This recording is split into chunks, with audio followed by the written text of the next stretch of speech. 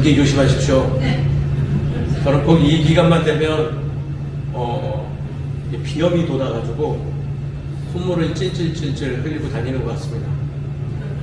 저희 둘째 주원이가 저를 닮았는지 꼭 이 기간만 되면 코를 질질질 흘리는데, 제 주변에 약 한 100여 명의 아이들을 살펴본 결과 콧물을 흘리는 아이들 중에 콧물 자국이 나는 건 주원이밖에 발견하지 못하고, 무슨 개그맨처럼 늘 흰색이 이렇게 있습니다. 웃자고 한 소리인데 다큐로 받아들이는 분들이 계시는 것 같은데요. 그냥 중요한 거는 건강 조심하시고 건강을 잘 살피셔서 우리 외모도 굉장히 아름다운 빛을 발하게 만들어 소망합니다. 말씀 나누시죠. 하루는 어떤 분이 저에게 묻습니다. 목사님, 개척교회 하는데 힘드시죠? 왜 하세요? 라고 묻더라고요. 바로 한 0. 몇 초 만에 근데 답이 나왔던 것 같아요. 개척교회 힘드냐고요? 아니요, 즐거워서 하고 있습니다 라고 합니다.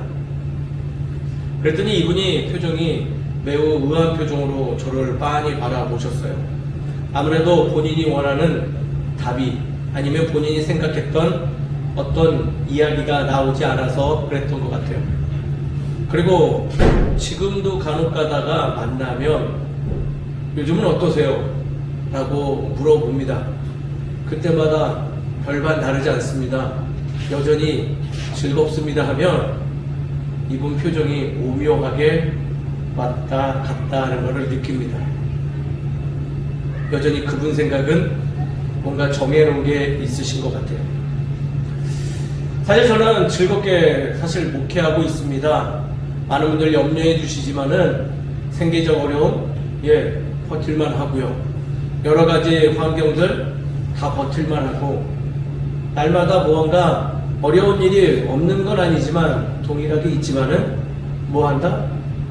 뭔가 모르게 제 안에서 기쁨이 샘솟는 거를 늘 발견하니 힘든 어려움이 있어도 그것을 상쇄하면서 즐겁게 목회할 수 있는 힘이 발휘되는 것 같습니다. 그러나 이렇게 열심히 그리고 즐겁게 목회를 해도 위기의 순간이 찾아올 때가 있습니다. 언제냐면 이것도 양면성인데, 이렇게 묻는 이들이 넘쳐날 때, 더 명확하게 말하면 본인이 생각한 어떤 잣대를 가지고 저와 대화하는, 또 어떤 저에 대해서 판단을 하는, 저에 대해서 어떠한 단정을 짓는 그런 분들을 만나면 내가 계속 이 직을 감당해야 되는가 라는 위기가 찾아올 때가 있습니다. 육체적인 어려움은 그럭저럭 버틸만 하죠. 배고프면 일찍 자고 늦게 일어나면 버텨집니다. 해보셨나요? 저는 자취 때 이렇게 했더니 생활비도 덜 들고 버텨졌어요. 힘들고 아프면 또 잠들어서 회복될 때까지 일어나지 않으면 어쩌지 또 버텨지기만 합니다. 맞을 것 같으면 어떻게 하냐고요? 그냥 피하면 되고, 먼저 알아보고 그 자리에 참석하지 않으면 됩니다. 그리고 정 안 되면 한 번쯤 그냥 에이씨 하고 먼저 공격하면 됩니다. 적이 생기면 한 3번쯤 참았다가 도저히 못 찾겠으면 그때도 한번 공격해보면 되고, 나름대로 열심히 이러한 방법들이 있기 때문에 버틸만 한데, 나는 그런 적도 없고 그런 생각도 하지 않았고 그런 어떤 결론을 내고자 하는 것이 아닌데, 상대로부터 이미 모든 것이 정해져서 저에게 권유가 들어오면 내가 도대체 무언가라는 고민에 빠질 때가 있죠. 실제적인 예가 있었습니다. 제가 설교 때도 몇 번 드렸던 경험이에요. 제가 굉장히 좋게 말하면 무례한 목사, 나쁘게 말하면 싸가지가 없는 목사로 한 1년여 정도 고생한 적이 있습니다. 교회 내에서 부교육자 시절에 제가 인사하지 않는 아주 버릇이 없는 목사라고 1년 동안 낙인 찍힌 적이 있어요.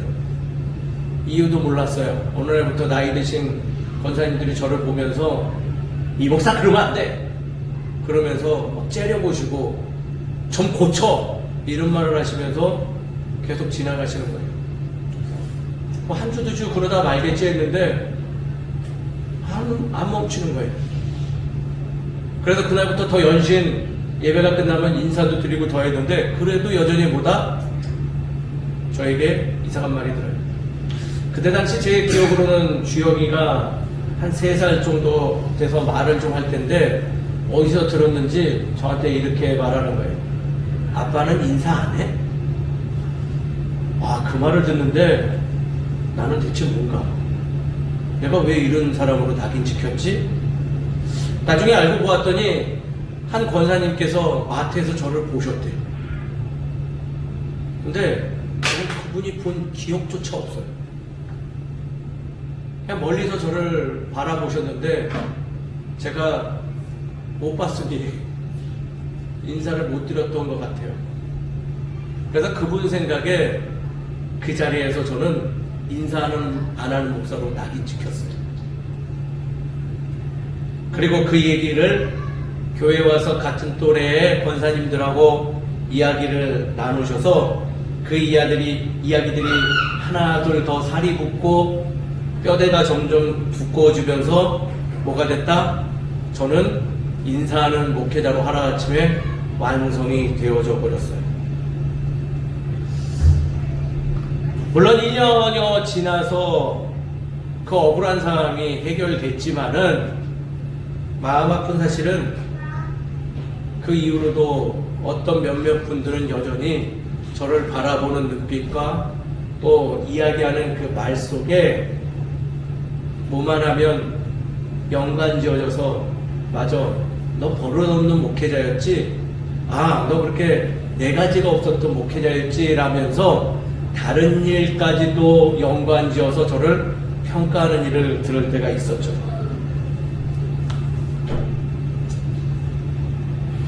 그럴 때면 왜 이렇게 살아야 되는가라는 생각이 밀려오곤 합니다.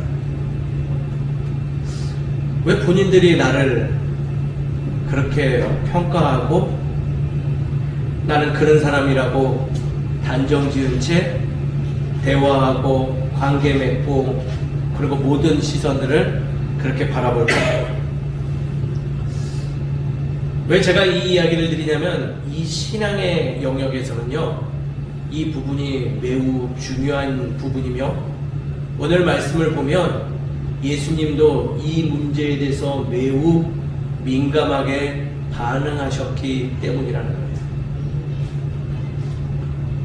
평가를 내리고 있는 나 자신에 대한 생각을 기독교 신앙인들은 분명히 소유해야 됨에도 불구하고 나에 대한 바라봄은 없이 일방적으로 상대를 바라보며 평가 내리고 무언가 권면하고 무언가를 강요하고 하는 그러한 신앙의 형태에 대해서 오늘 말씀은 우리에게 다이렉트로 지금 말하고 있어요.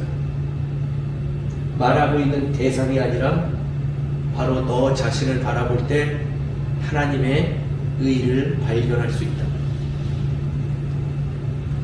또한 그 말하는 여정과 또 그 사건 속에서 모든 상황들은 누구에게 책임이 있냐면 바로 타인 또는 하나님이 아니라 바로 너에게 달려있는 것이지 그것을 결코 오용해서 혼동을 해서 다른 이들에게 잘못되어진 감정을 풀지 말 것을 말씀은 우리에게 이야기하고 있다는 거예요.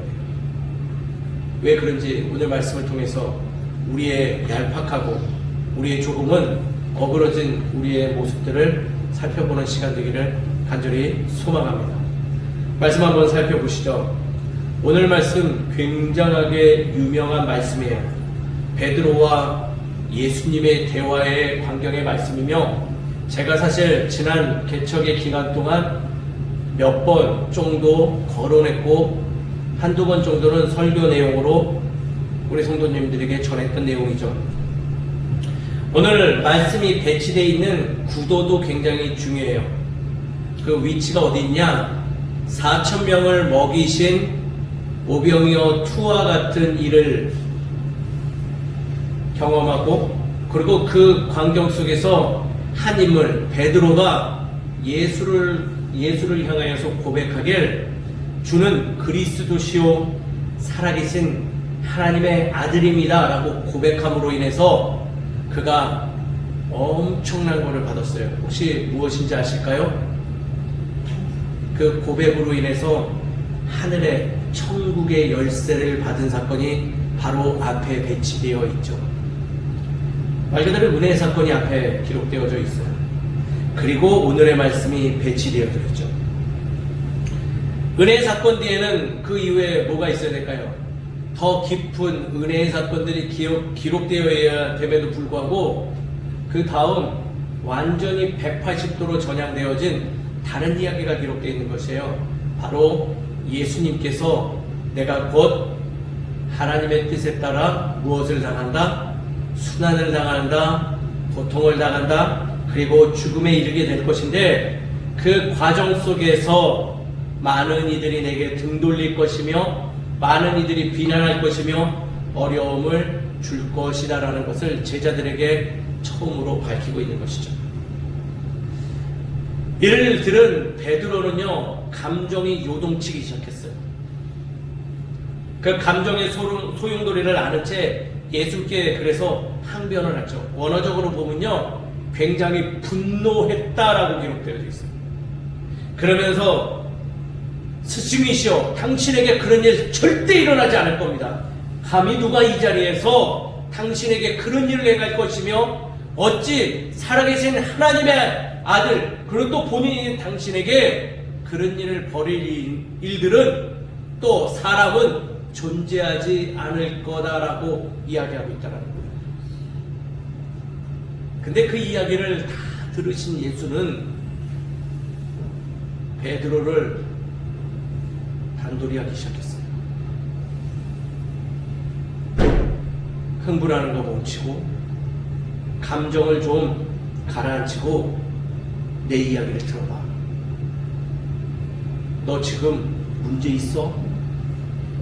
사단아, 물러가라 라고 이야기하셨다는 거예요. 그러면서 그 사단아 물러가라는 말뜻에 대해서 명확하게 풀어주고 계시죠. 어찌 내가 하나님의 일을 생각하지 아니하고 사람의 일을 생각하는 자세, 즉 너의 생각과 너의 감정에 빠져서 어떻게 하나님의 생각은 읽지 아니하고 그렇게 요동치며 그렇게 감정적으로 부르르 떨며 어떻게 세상의 다른 이들과 다르지 않은 모습으로 내 앞에 서 있을 수 있느냐? 너의 생각을 지금 부인해라. 그리고 하나님이 주신 사명과 십자가, 그 하늘의 은혜와 하늘의 지혜들을 내 안에 품고 나를 따르라 라고 이야기해 주시고 계신다. 좀 더 쉬운 표현으로 말하면요, 예수가 말하고 있는 것은 베드로 내 안에 있는 사람의 생각을 하나님의 생각인 것처럼 오인하지 말아라, 분별하라 라고 이야기하고 있다는 거예요. 그리고 분별력을 가지고 신앙인이라면 입술에 토해내는 그 일들의 책임을 갖고 살아감이 매우 중요하다라고 이야기하고 있다는 거죠. 앞서 말씀드린 것처럼 베드로는요, 분명 예수를 진심으로 사랑한 제자 맞습니다. 그렇지 않나요? 너는 나를 누구라 하느냐라고 묻는 예수의 질문에 그는 아주 예수가 원하는 반듯한 질문을 하죠. 답을 하죠. 그리고 그로 인해서 칭찬받는 걸 보면 베드로 또한 예수로부터 사랑받는 제자가 맞다라는 것을 증명합니다. 그러나 베드로는 지금 크게 오해하고 있어요. 지금 자신이 행하는 그 행위가 스승을 향할 최고의 배려인 것 마냥 스스로의 생각을 확신하고 단언한 채 스승에 대한 최대한 예우를 버리지만은 예수님의 관점에서 볼 때 지금 이 자리에 그 누구보다도 하나님의 역사를, 하나님의 생각을 가장 반대하는 이가 누가 됐다고요? 바로 베드로 자신이 되었다는 거예요. 예수는 우리의 생각으로 단정 지어져서는 아니 되는 인물이에요. 단정될 수도 없죠. 우리의 사고에 갇혀 계실 수 없는 분은 하나님 한 분뿐이에요. 그럼에도 불구하고 베드로는 방금 전까지 당신은 하나님 본인입니다, 하나님의 사랑하신 아들입니다 라고 생각하고 고백한 그 본인을 향하여 매우 무례한 행동을 한 거예요. 당신은 내 생각 안에 갇힐 수 있고 내가 얼마든지 판단해서 잣대로 당신을 단정 지을 수 있는 사람이다 라고 말만 안 했을 뿐이지 그의 마음과 자세는 지금 그렇게 예수를 대하고 있다는 거예요. 그래서 예수는 그에게 단호하게 말한 거죠. 사단아, 물러가라. 너의 생각을 좀 살펴라. 너의 지금 이 행동이 결코 하나님의 일이 아니라 사람의 일로 몸부림하는 것밖에 되지 아니한다. 그 작은 차이라고 해서 절대 혼동해서는 아니 된다라고 이야기하고 알려주고 계시다. 말씀은 지금 우리에게 아주 어려운 권면을 하고 있어요. 습관적으로 나의 생각이 정의롭다 착각하여서 잘못된 의로움을 실행하려고 하는 우리들의 연약한 모습을 지금 이 말씀의 사건을 통해서 우리에게 이야기하고 있다는 거예요. 자신을 부인하듯이 내 안에서 올라오는 잘못된 생각들을 조금은 살펴보고 그것이 하나님의 영역에 거하지 않는 거라면 내려놓고 때로는 나의 언어를, 나의 행동을 멈출 수 있는 조절되어진 주의 자녀가 될 것을 지금 당부하고 있다는 거예요. 그리고 이 영역이야말로 하나님이 진실되게 원하는 것이다라는 거죠. 사랑하는 성도님 여러분, 우리 일상에 넘쳐나는 이 베드로와 예수님과 같은 이 사건, 우리의 삶에 참으로 많이 있습니다. 이것을 분별하여서 조금은 하나님 원하시는 모습으로 회복되어지는 우리 모두가 되어지길 주의 이름으로 축원드립니다. 이미 아시겠지만 우리의 사고는 늘 무엇이든지 판단하고 결과물을 도출하며 이것이 매우 당연한 것처럼 여기고 살아갈 때가 많이 있습니다. 일상을 살펴보면 참 많죠. 예수는 서로 사랑하라고 분명히 명령하셨습니다. 근데 우리는 사랑하기보다는 머리로 상대를 판단하기에 익숙해 있죠. 그리고 내 기준에 맞춰진 판단으로 상대를 평가하여 또한 결론까지 내어버립니다.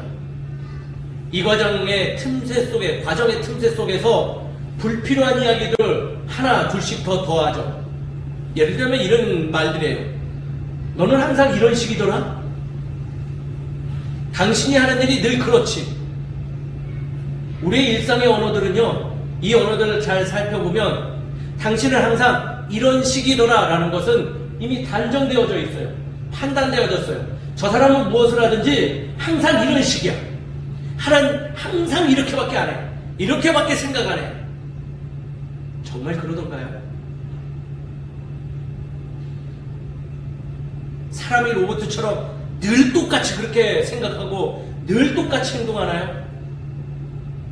그 삶에 어떠한 하나님의 손길이 있는지 우리가 어찌 알아서 이런 이야기들을 할 수 있을까요? 당신이 하는 일이 늘 그렇지. 다시금 말했지만 예수님은 서로 사랑하라고 했습니다. 누군가가 무엇을 했다면 가장 먼저 해야 될 것은 하나님 아버지의 마음을 품어서 참 수고했습니다가 먼저 나와야 되는 것이 진정 신앙인의 모습임에도 불구하고 내 기준, 내 판단에 미쳐서 그 기준에 못 미치니까 늘 말하길 당신이 하는 일 맨날 그렇지. 늘 그렇게 누워있지. 늘 그렇게밖에 안 하지. 늘 뭐 그러지. 라는 우리의 판단의 이야기들. 그리고 마지막으로 이렇게 타인을 대하는 자신은 아주 당연한 일을 하고 있는 것으로 인식한 채 좀처럼 스스로는 변화되지 않으려고 하는 우리들의 자세들이 있다는 거예요. 늘 이렇게 생각하고 늘 이렇게 판단하고 늘 당연시하니 관계 속에서 갈등이 일어나고 사람과의 관계 속에서도 갈등을 일으키는데 어찌 하나님과의 관계 속에서도 갈등이 없을 수 있겠습니까?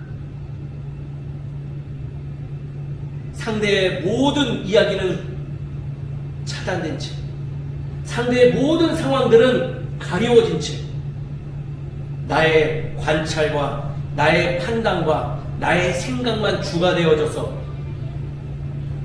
살아가는 우리들의 연약한 모습.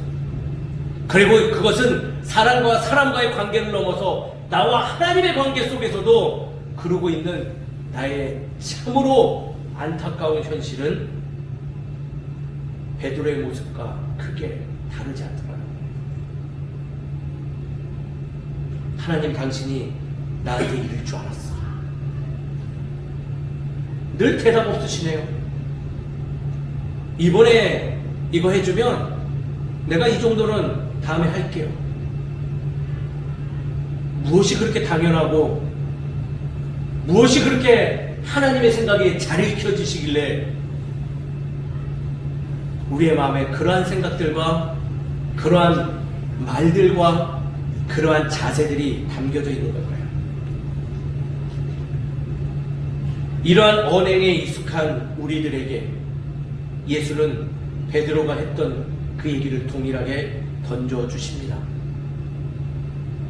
사단을 물리쳐라. 너의 안에 있는 사람의 일을 우선시하는 그 자세를 내려놓아라 라고 이야기하고 있습니다.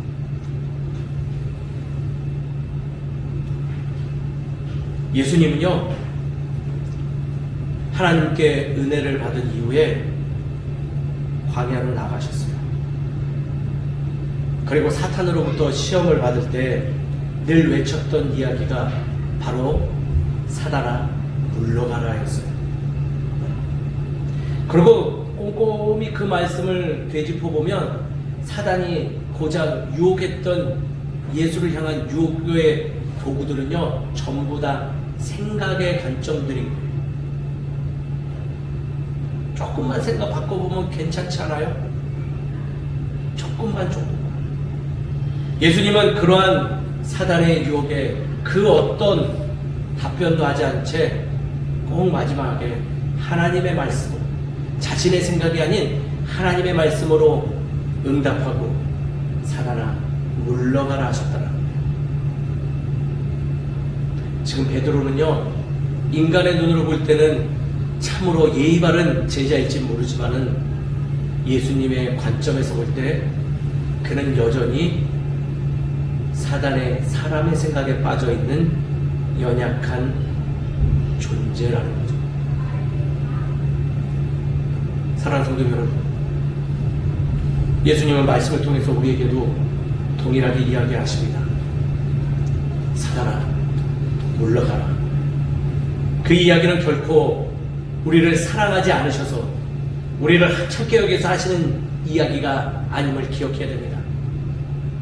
우리를 진정 아끼고 사랑하사 우리 안에 하나님의 그 영광을, 하나님의 영역을 바라보지 못하는 그 마음을 안타깝게 여기며 우리 안에 있는 어두운 것들을 물리쳐내라고 지금 알려주시고 계시는 예수 그리스도의 선포임을 우리는 기억해야 됩니다.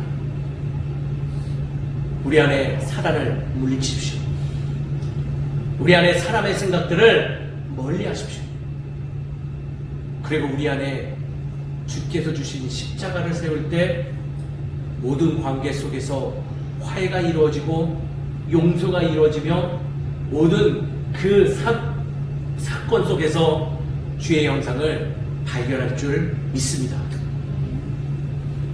그렇다면 오늘의 말씀을 우리의 삶에 적용하여 우리는 어떻게 살아가며 마땅할까요? 이미 앞서서 이야기 다 드렸습니다.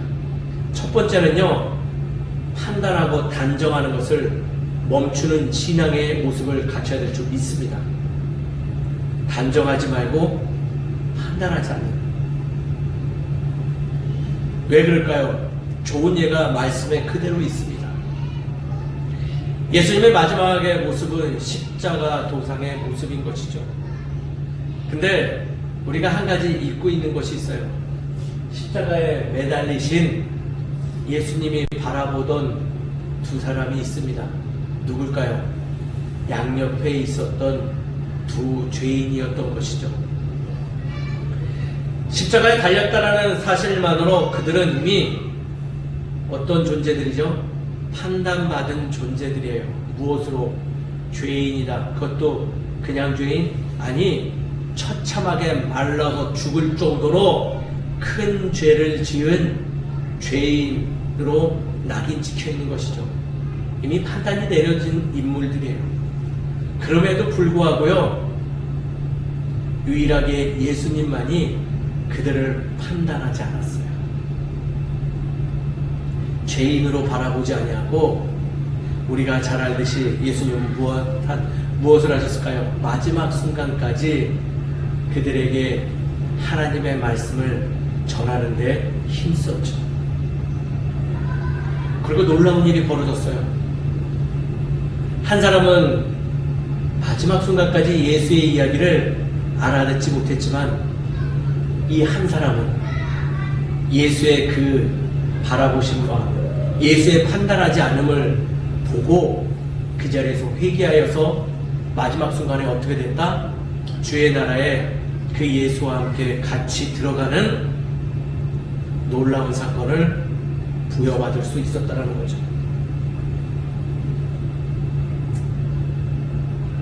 이 이유 하나만으로 우리의 판단은 멈춰야 되는 거 아닐까요?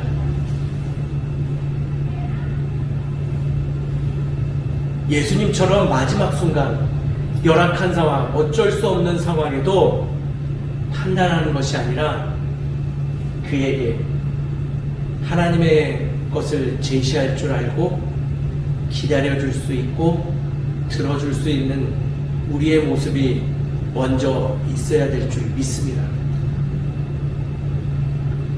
사랑하는 성도 여러분, 우리의 익숙함, 이 판단하는 익숙함을 조금은 내려놓는 저와 여러분 되시길 주의 이름으로 축원드립니다. 예수님처럼 묵묵히 하나님의 사람으로 바라보고 기다려주며 끊임없이 나의 모습을 통해서 주의 영상이 전해지기를, 그것을 바라되 조금은 그 죄인과 같이, 때로는 진짜 화살과 같이 인간화 할 정도로 외칠 만한 악독한 사람이라 할지라도, 많은 이들이 판단을 내렸다 할지라도 믿음의 사람인 우리들은 조금은 판단함을 유보하고 그를 통해서 하나님의 놀라운 사건이 일어나기를 묵묵히 기도하는 우리 모두가 되기를 주의 이름으로 축원드립니다. 두 번째는요, 당연한 것은 없다라는 의식을 소유해야 될 줄 믿습니다. 이 땅에서 당연한 것은요, 저는 하나밖에 없다고 생각해요. 하나님의 사랑. 찬양의 가사말 하나 있습니다. 다 아시는 찬양이죠. 당연한 것 아닌 은혜였소 라는 찬양의 가사말이 기억나시나요? 신앙의 삶을 살아가다 보면 재밌는 것을 하나 깨닫습니다.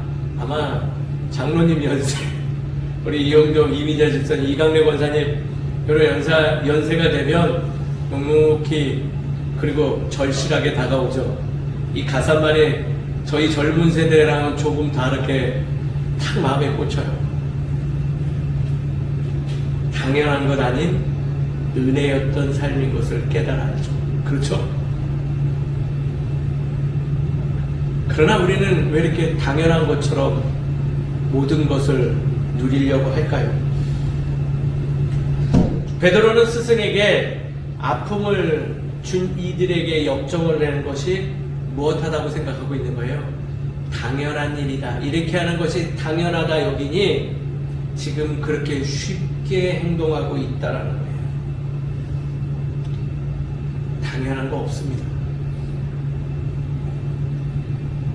믿음의 사람들은 이거 당연한 거가 아니라 이것을 하나님이 왜 주셨을까 살필 수 있는 힘이 있는 사람들이고, 우리도 모든 것을 당연하게 여길 때 원치 않게 베드로처럼 살아갈 때가 많이 있게 됩니다. 사랑하는 성도님 여러분, 조금은 당연한 마음을 내려놓고 주변을 한번 살펴보세요. 그리고 조금만 고민해 보세요. 더 풍성한 은혜를 누릴 줄 믿습니다.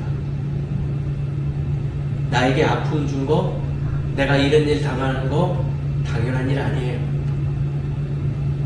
내가 지금 무언가 많은 것을 누리는 거 당연한 일 아니에요.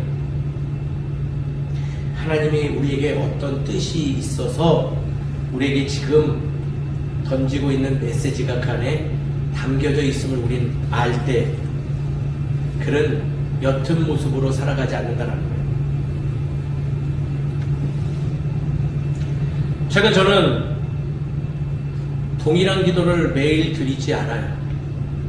결코 이것은 기도를 안 한다라는 뜻이 아닙니다. 무엇이냐?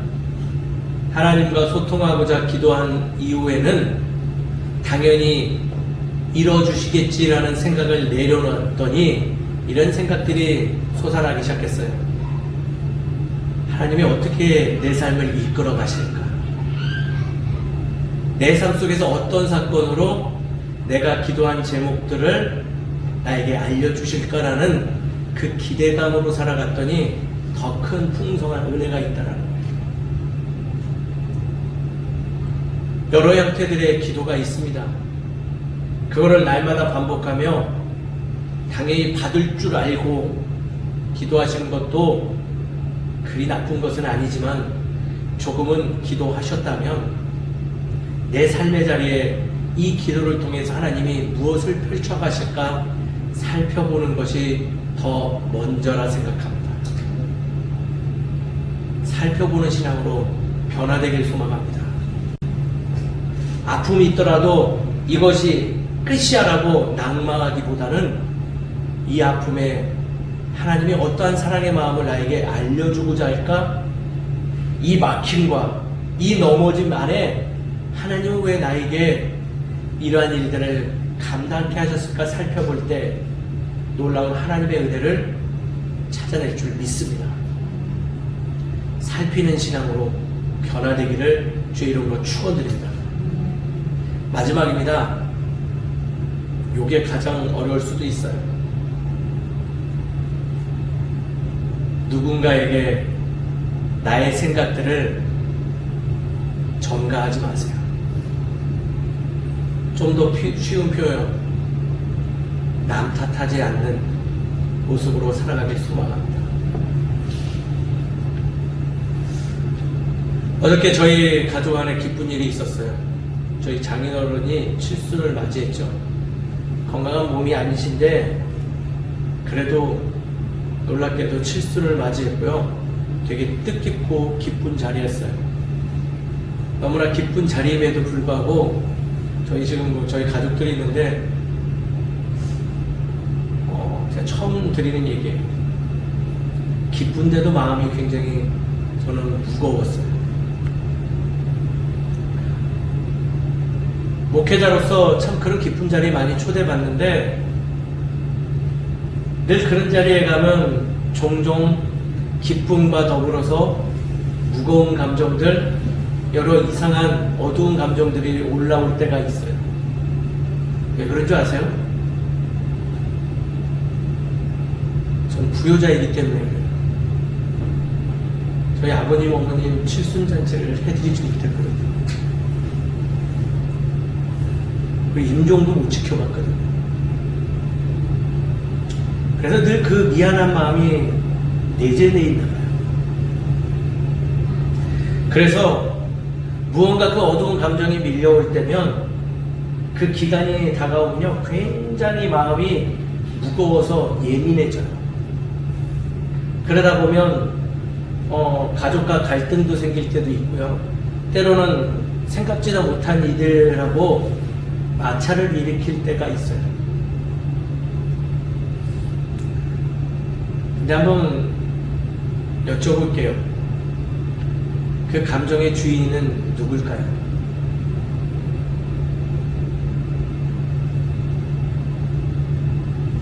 나의 가족 때문에 내가 지금 마음이 힘든 건가요? 내 앞에 저 사람이 어떤 원인을 줘서 내가 지금 분노하고 있는 건가요? 아니에요. 내 감정의 주인은 바로 나예요. 예수님이 베드로를 보면서 얼마나 마음 아파했을까요? 그의 격정하는 모습을 보고 있노라면 예수님이 마음이 많이 아프셨을 것 같아요. 왜냐하면 베드로는 지금 격정을 할 대상이 예수님이라는 사실을 지금 잊고 있어요. 좀 더 이해되게 말씀드리자면 지금 베드로가 감정적으로 지금 와장창 무너지고 있는 이유는 뭐가 있냐면 지금 예수님이 지금 불필요한 이야기를 해서 내가 지금 화났다는 것을 표출하고 있는 것이기도 하다는 거예요. 그건 나의 생각이고 나의 감정이에요. 우리는 감정의 책임이 나에게 있음에도 불구하고 우리가 제일 잘하는 방법이 무엇이냐면 바로 저 사람 때문에 내가 지금 마음이 힘들어라는 표출을 굉장히 잘해요. 배신당하는 경우 꼭 있으시잖아요. 배신당하게 힘들까요? 아니면 배신당한 줄 알면서도 미련하게 내가 그 사람과 관계 또는 나의 그 모습이 힘든 건가요?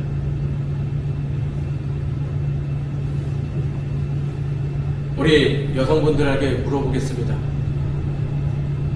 분리수거를 버리지 않는 남편이 꼴보기 싫은가요?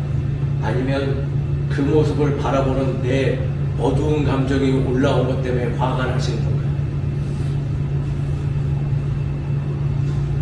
원인 제공자가 있어도요, 우리가 대부분 익숙하게 화나는 건요, 내 감정 때문에 화나는 거예요.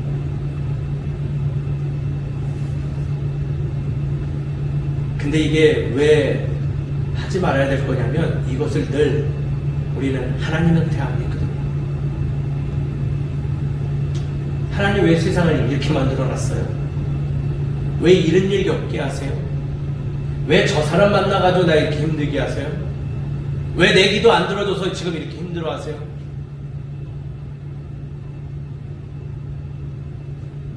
하나님 탓 없습니다. 우리의 생각과 우리의 감정만 있을 뿐이지 때로는 그것을 분별하는 모습으로 주님 앞에 나아가야 될 줄 믿습니다. 저도 이 부분이 굉장히 어려운 것 같아요. 자꾸 누군가를 바라보면서 내 어두운 마음의 무게들을 그에게 짊어지어 주려고 탓할 때가 너무나 많이 있어요. 사랑하는 성도 여러분, 우리가 신앙 안에서 이 부분을 반드시 이겨내는 주의 복된 자녀 되기를 주의 이름으로 축원드립니다. 말씀을 정리하죠. 예수님은 사랑하는 제자 베드로에게 사탄아 물러가라 라고 이야기합니다. 그리고 그 의미를 바르게 알려주셨죠. 너의 사람의 생각이 결국 하나님의 생각을 가리운다. 조금은 너의 사람의 생각은 내려놓고 주의 것을 받아들임으로 인해서 비록 너의 스승의 순환의 아픔이 있지만은 그 이면에 있는 하나님의 놀라운 은혜의 사건을 바라보며 나아가길 원한다라고 이야기하고 계신다는 거예요. 하나님은 말씀을 통해서 우리에게 동일한 이야기를 하십니다. 눈앞에 놓여져 있는 상황과 어두움과 그림자에 매몰되지 않고 그 여러 가지 것들을 보면서 나 혼자의 잣대로 판단 내리고 당연히 여기고 누군가에게 탓을 돌리지 말고 오히려 그 이면에 있는 주의 뜻을 발견함으로 좀 더 성숙한 모습, 성장한 주의 자녀로 살아갈 것을 우리에게 말씀을 통해서 이야기하고 있습니다. 이 이야기를 우리의 마음에 품고 우리 모두 주의 자녀로 다시금 회복되어지는 복된 시간 누리시기를 주의 이름으로 축원드립니다. 기도하겠습니다. 고맙고 감사하신 하나님, 참으로 주님께 감사를 드립니다. 우리 안에 분별되지 못하는 우리의 연약함들 말씀을 통해서 알려주시고 이 말씀을 우리의 마음에 새김으로 인해서 변화의 시작점을 다시금 또 한 번 맞이하게 하심을 주님께 감사를 드립니다. 아버지 하나님, 주 안에서 평안하게 소망하고 주의 사랑을 충만하게 누리길 소망하오니 우리의 생각을 내려놓고 주의 십자가를 지고 주의 생각을 우리의 삶의 중심으로 세우는 거룩한 자녀 되게 하여 주시옵소서. 그 일이 참으로 어렵고 힘들지라 주님께 간구하며 끊임없이 요청합니다. 이제는 우리의 삶을 살피며 주의 영역들을 인정하며 나아가는 우리가 되게 하여 주시옵시고 때로는 넘어지더라도 주의 귀한 지체들을 보내주셨으니 그들의 손잡고 그들의 모습 속에 주의 영상 발견하며 일어나서 또 묵묵히 주님 앞으로 나아가는 우리 되게 하여 주시옵소서. 우리의 삶을 늘 지켜주심을 감사를 드립니다. 이 누리는 삶, 참으로 당연한 것 아닌 은혜였음을 주께 고백하오니 이 은혜의 사건을 명확하게 우리가 알아가며 나아가게 하여 주시옵시고 세상에 이 사건을 증거하는 복된 시간 누리게 하여 주시옵소서. 모든 것을 주님께서 인도해 주시고 인도해 주심이 있사옵고 사랑이 많으신 예수 그리스도 이름으로 기도드립니다. 아멘. 축도하겠습니다. 지금 우리 주 예수 그리스도의 은혜와 하나님의 무한하신 사랑과 성령님의 감화감동 역사하시고 인도하심이 이제는 나의 생각을 내려놓고 어두운 사단의 생각들을 물리쳐내고 주의 거룩한 의와 그리고 하늘의 지혜를 선택하겠다 결단하는 이 자리에 있는 모든 성도들 머리 위에 가정과 직장과 삶의 터전 위에 이제부터 여기까지 함께 해주시기를 간절히 축원하옵나이다.